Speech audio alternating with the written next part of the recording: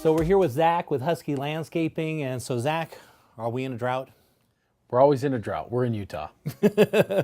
Okay, so I guess we're hoping for a good winter this year, but we're not sure just yet, right? Yeah, everyone needs to either pray for snow or just hope for snow, I guess. Okay, so if let's say we don't get snow and we have another bad year, let's talk about zeroscape and what that might look like.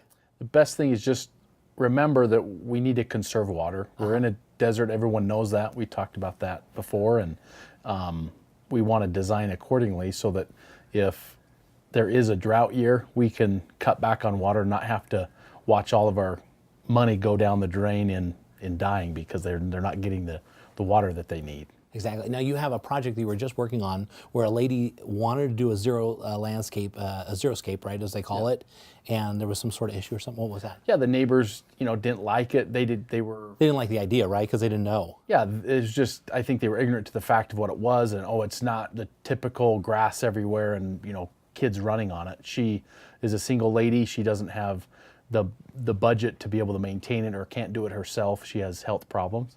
So she wanted to put in a zeroscape so that she could save money on water and she could, save money on maintenance also. Yeah, because she wouldn't have to take care of it, right? Exactly. That's the beauty with it. The neighbors even went to as far as getting a petition together to send to the city so that they would stop, and the city was like, what are you guys talking about? This is what we want. We want you to do this because, we're in a desert and we want to conserve on water. Now, this was before the fact, though, right? Before it was done. This was kind of the idea. They were just so fearful. Yeah, it was in the process. So she was coming to me going, I don't know if we should keep doing this.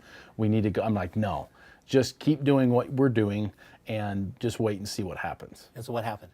So the city actually gave her an award for the Clean and Beautiful Award of West Valley City. Oh, really? And, And so how are the neighbors feeling now? I think they're eating crow. I mean, they are? They can't really say anything. And we've actually got some, we're actually showing it on the screen there so you can actually send some pictures. It's absolutely beautiful. You did a great job. And so is it like a typical job, or because zeroscape can come in so many different, it can be big rocks and small rocks and... Yeah, typically zeroscape's a little bit more as far as like budget's concerned when your initial install, but you're going to save money. She's probably already paid for the project 2 or 3 times over in water savings. That makes sense. So you pay a little bit up front because you got to pay for all the design and all the rocks and all the stuff that you put in there. But over the time, you don't have to maintain it. You just cut down on all the lawn care. just the mowing the lawn every day, or every week, I guess in this case, right?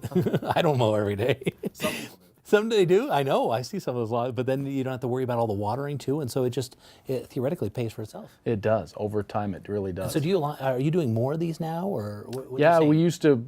10 years ago, we'd do maybe one a year. Now we're doing one a month, maybe. Oh, really? Or not. The one you saw was a full-on 100% xeriscape in the front yard, but you can incorporate some of those design elements in your landscape and not have to do all just rock mulch and plantings that would just be drought tolerant, but you can add in some areas that you could enjoy but have that same theme so you can mix and match. Exactly. Yeah, that's a great idea. Because I know I had a half acre when I lived down in Linden, and it was a nightmare. To try and maintain. That's all I did. I used to like to go out on my boat, and I never did anymore because all I did was maintain that big yard. Exactly. It was horrible. Yeah. So yeah, zeroscape would have come in handy. So you kind of have to match your personality and see what you need in your landscape, and that's we sit down and have that consultation and see what. And this is what you guys do. You go in and design it and help them see the big picture. Exactly. And you need to remember though, it's not for everybody. Like if she tried to resell her home, she's only going to attract a certain demographic of people that would want that in their yard. But she could go in there and modify it afterwards and then add some grass or something, right? Yeah, a little bit you could, but like in her yard, she kept her backyard just a normal standard landscape. So, but she cut her water bill in half basically by doing that. Which was good for her. Yeah, exactly. But you can always, it's like anything else, you can redo it if it comes time to resell, right? Correct. Yeah. So you kind of design it for yourself and then redo it. Correct. Well, you always do a great job. I really enjoy having you on the show, buddy. Yeah. So if somebody wanted to get a hold of you, if they wanted to a zeroscape or do anything having to do, because you do everything, right? I do. You were just talking about building decks and stuff, Yeah, right? we do. I can't say I because all of our crew. Yeah, exactly. But you're the head, main guy, right? Exactly. You're the boss and I'm main the man. employee. Okay, but you point them in the right place. The head laborer, is that what you like to call it? Yeah. Okay, so if they wanted to get a hold of you, how would they contact you? Just they go to huskieslandscaping.com, or they can reach us at our phone number, 801-712-2575. Great, buddy. Thanks for coming on the show. Appreciate it.